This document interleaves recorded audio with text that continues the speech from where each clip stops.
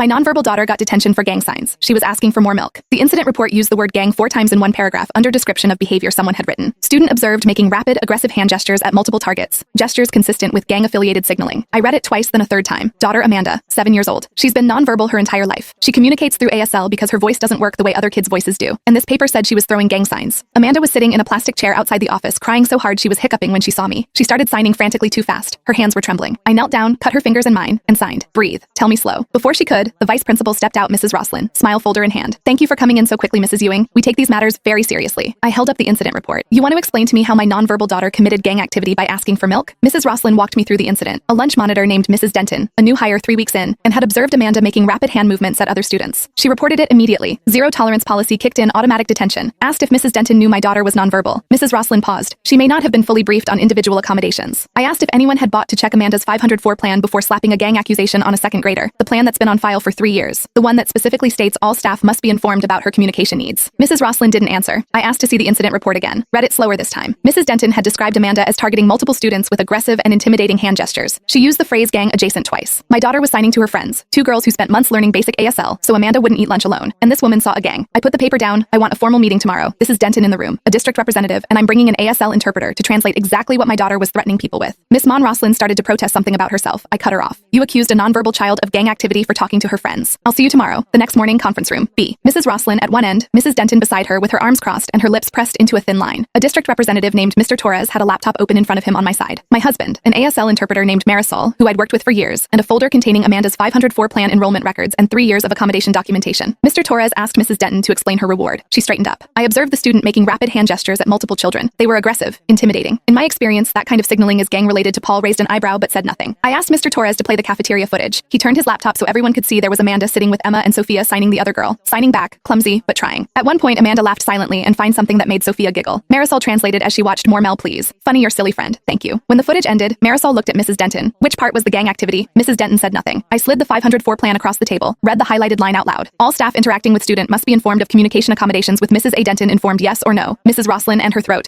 There may have been a gap in our onboarding. Yes or no? No. I turned to Mrs. Denton. Show me the sign you reported. She made the gesture. Finger spread, hand moving slightly forward. Marisol's voice was flat. That's the ASL sign for help. Nobody spoke. Mr. Torres closed his laptop. Detention reversed. Record cleared. Mrs. Roslin, I'll need a full report on your accommodation protocols by Friday. He looked at Mrs. Denton. You're being reassigned effect of immediately pending additional training. Mrs. Denton opened her mouth. Mr. Torres shook his head. Don't, just don't. I took Amanda's hand and walked out without saying another word. In the parking lot, she tugged my sleeve, signed something slow and careful, SORRY. I stopped, knelt down so I was eye level with her, signed back. You did nothing wrong. Those girls are your friends, talking to them as good. I'm proud of you. She hugged me so hard I almost fell over. I filed a formal complaint with the district that afternoon. Mrs. Denton didn't come back after winter break.